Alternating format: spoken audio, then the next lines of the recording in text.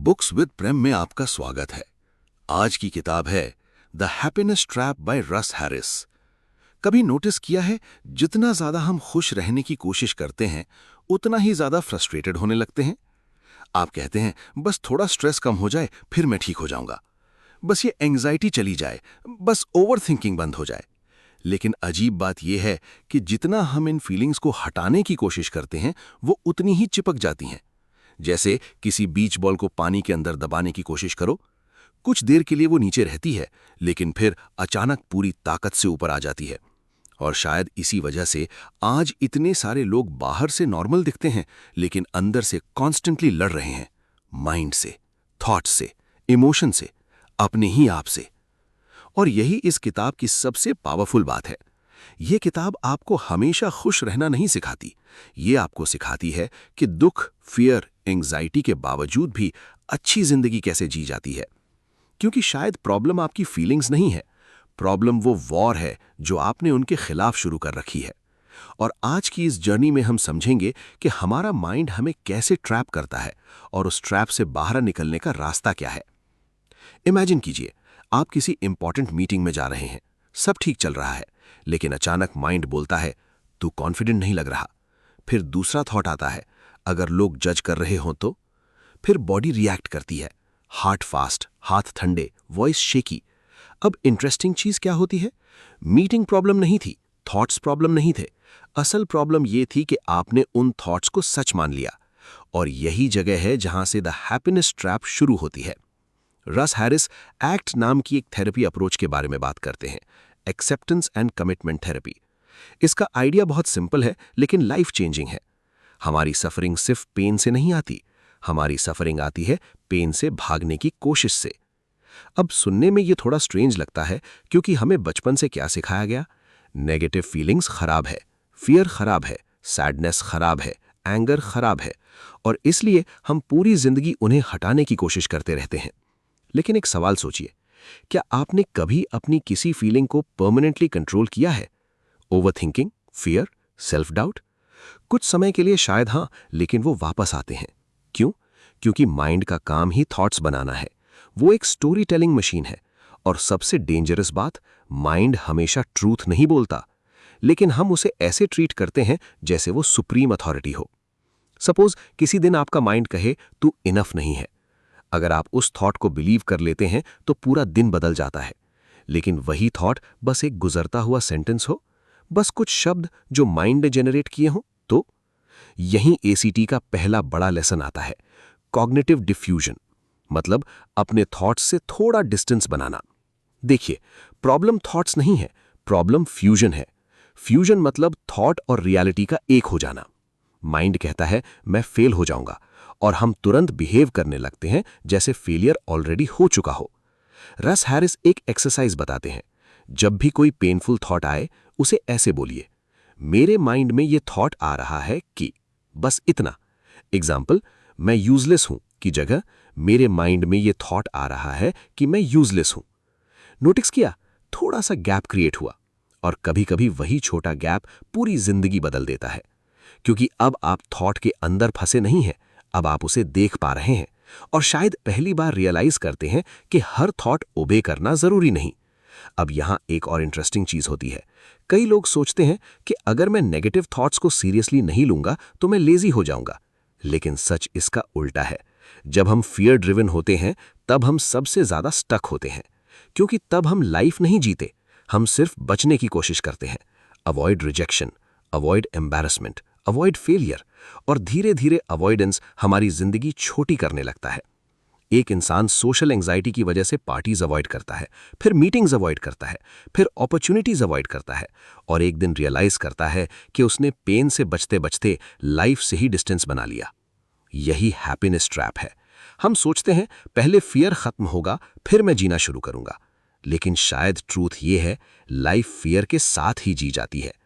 करेज का मतलब फियर का एब्सेंस नहीं है, करेज का मतलब है फियर के बावजूद आगे बढ़ना। अब यहां किताब एक बहुत पावरफुल आइडिया इंट्रोड्यूस करती है, एक्सेप्टेंस। लेकिन एक्सेप्टेंस का मतलब सरेंडर नहीं है। इसका मतलब ये नहीं कि मैं दुखी हूं और हमेशा रहूंगा। एक्सेप्टेंस का मतलब है जो फीलिंग अभी है मैं उससे लड़ना बंद कर रहा हूं। बस इमेजिन कीजिए, आप क्विक सैंड में फंसे हैं। नेचुरल इंस्टिंक्ट क्या होगी? जोर जोर से स्ट्रगल करना। लेकिन जितना स्ट्रगल करेंगे उतना नीचे जाएंगे। सर्वाइवल एक्सपर्ट्स क्या कहते हैं? Stop fighting first. और इमोशंस भी कुछ ऐसे ही काम करते हैं। एंग्जाइटी कहती है मुझे हटाओ, और जितना हटाने की कोशिश करते हैं वो उतनी स्ट्रांग होती जाती है। लेकिन जब आप उसे थोड़ी जगह देते हैं, कुछ सरप्राइजिंग होता है। वो परमानेंट मॉन्स्टर नहीं रहती, वो एक पासिंग एक्सपीरियंस बन जाती है। रस हैरिस कहते हैं इमोशंस वेव्स की तरह हैं। अगर आप वेव से लड़ोगे, थक जाओगे। अगर उसे आने जाने दोगे तो इवेंचुअली वो खुद शांत हो जाएगी। और शायद यही इमोशनल मैच्योरिटी है। हर समय अच्छा फील करना नहीं, हर फीलिंग को हैंडल कर पाना। अब एक सवाल, क्या आपने नोटिस किया है कि हमारा माइंड हमेशा फ्यूचर या पास्ट में रहता है? अगर ये गलत हो गया तो काश मैंने वो मिस्टेक ना की होती। और इसी बीच प्रेजेंट मोमेंट साइलेंटली निकल जाता है। किताब का अगला बड़ा लेसन यही है, बी प्रेजेंट। लेकिन ये सिर्फ मेडिटेशन वाली बात नहीं है, ये प्रैक्टिकल सर्वाइवल स्किल है। क्योंकि जब माइंड अनकंट्रोल्ड होता है वो आपको कहीं भी ले जा सकता है, लेकिन अवेयरनेस आपको वापस रियलिटी में लाती है। सपोज आप अपने फैमिली के साथ बैठे हैं लेकिन मेंटली ऑफिस में हैं, या किसी काम पर फोकस करना चाहते हैं लेकिन माइंड पुरानी एम्बैरेसमेंट रिप्ले कर रहा है। बॉडी यहां है, माइंड कहीं और है, और धीरे धीरे जिंदगी ऑटो पायलट बन जाती है। इसलिए रस हैरिस बार बार कहते हैं, अटेंशन इज योर लाइफ। जहां आपका अटेंशन जाता है वहीं आपकी जिंदगी जाती है। एक छोटी एक्सरसाइज ट्राई कीजिए। अभी अपने आसपास की 3 आवाजें नोटिस कीजिए, फैन, ट्रैफिक, किसी की आवाज। बस नोटिस कीजिए, फिर अपनी ब्रीदिंग फील कीजिए। देखा, कुछ सेकंड्स के लिए माइंड स्लो हुआ। यही प्रेजेंट मोमेंट की पावर है। और नहीं, इसका मतलब ये नहीं कि प्रॉब्लम्स डिसअपीयर हो जाएंगी, लेकिन आप प्रॉब्लम्स के अंदर खोना बंद कर देंगे। अब यहां किताब एक और डीप सवाल पूछती है, अगर फियर, एंग्जाइटी, सेल्फ डाउट हमेशा कभी ना कभी आएंगे, तो फिर हमें गाइड क्या करेगा? फीलिंग्स? अगर फीलिंग्स गाइड करें तो हम वही करेंगे जो कंफर्टेबल लगे। लेकिन कंफर्टेबल हमेशा मीनिंगफुल नहीं होता।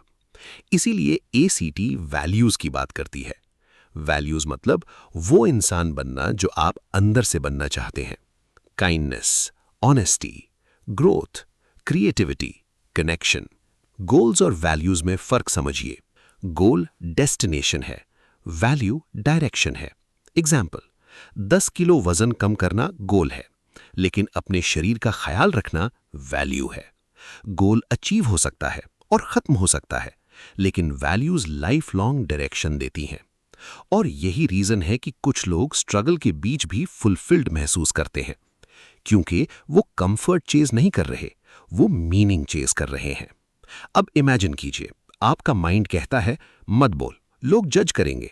लेकिन आपकी वैल्यू क्या है? ग्रोथ। तो आप डर के बावजूद बोलते हैं। हार्ट फास्ट होगा, वॉइस शेकी होगी, लेकिन अंदर एक अलग फीलिंग आएगी, सेल्फ रिस्पेक्ट। क्योंकि पहली बार आपने फेयर को ड्राइवर सीट से हटाया। और यही फ्रीडम है, फेयर का खत्म होना नहीं, फेयर के बावजूद अपने वैल्यूज के हिसाब से जीना। अब शायद इस पॉइंट पर कुछ लोग सोच रहे होंगे, लेकिन मेरा माइंड बहुत टॉक्सिक है, मेरे थॉट्स बहुत डार्क है। और यहां किताब एक बहुत कंफर्टिंग बात कहती है, थॉट्स कैरेक्टर सर्टिफिकेट नहीं होते। माइंड रैंडम चीजें बनाता है। कभी आपने नोटिस किया, कभी कभी अचानक वियर्ड थॉट्स आते हैं, वायलेंट, एम्बैरेसिंग, स्ट्रेंज, और हम डर जाते हैं, क्या मैं ऐसा इंसान हूं? लेकिन नहीं, थॉट्स सिर्फ मेंटल इवेंट्स हैं। आप कौन हैं ये आपके एक्शंस डिसाइड करते हैं। और ये रियलाइजेशन बहुत लिबरेटिंग है, क्योंकि अब आप हर थॉट से डरना बंद करते हैं। अब आप ऑब्जर्वर बनते हैं, स्काई की तरह। थॉट्स और इमोशंस क्लाउड्स की तरह आते जाते रहते हैं, लेकिन स्काई वही रहती है। अब इमेजिन कीजिए, अगर आप अपने माइंड की हर बात ब्लाइंडली फॉलो करना बंद कर दें तो जिंदगी कैसी लगेगी? शायद पहली बार थोड़ी हल्की, क्योंकि अभी ज्यादातर लोग 2 जिंदगी जी रहे हैं, एक बाहर की जिंदगी और एक अंदर की एंडलेस मेंटल बैटल। और वो बैटल एग्जॉस्टिंग है। हर समय खुद को ठीक करने की कोशिश, हर समय खुद को कंट्रोल करने की कोशिश। लेकिन क्या होगा अगर आपको खुद को फिक्स करने की जरूरत ही ना हो? क्या होगा अगर आप ऑलरेडी इनफ हो, even with your fears, flaws, insecurities? यही इस किताब का हार्ट है। यू आर नॉट ब्रोकन, आप इंसान हैं, और इंसान होने का मतलब है फियर महसूस करना, पेन महसूस करना, लॉस महसूस करना, लेकिन साथ ही लव महसूस करना, कनेक्शन महसूस करना, मीनिंग महसूस करना। और शायद रियल हैप्पीनेस यही है, परफेक्ट इमोशंस नहीं, ओपन लाइफ। एक ऐसी जिंदगी जहां आप डर से भागते नहीं और ना ही दुख में डूब जाते हैं, बल्कि दोनों को साथ लेकर भी आगे बढ़ते हैं। तो आज इस वीडियो के बाद मैं चाहता हूं कि आप एक छोटा एक्सपेरिमेंट करें। अगली बार जब कोई पेनफुल थॉट आए, उसे तुरंत हटाने की कोशिश मत कीजिए। बस रुकिए, ऑब्जर्व कीजिए और खुद से कहिए, मेरे माइंड में ये थॉट आ रहा है। फिर एक सवाल पूछिए, मैं इस मोमेंट में अपने वैल्यूज के हिसाब से क्या एक्शन ले सकता हूं? बस इतना। शायद यही छोटा शिफ्ट धीरे धीरे आपकी पूरी जिंदगी बदल दे। अगर आज की इस जर्नी से आपको एक भी मीनिंगफुल इंसाइट मिली हो, तो कमेंट्स में जरूर लिखिए कि कौन सी बात सबसे ज्यादा कनेक्ट हुई।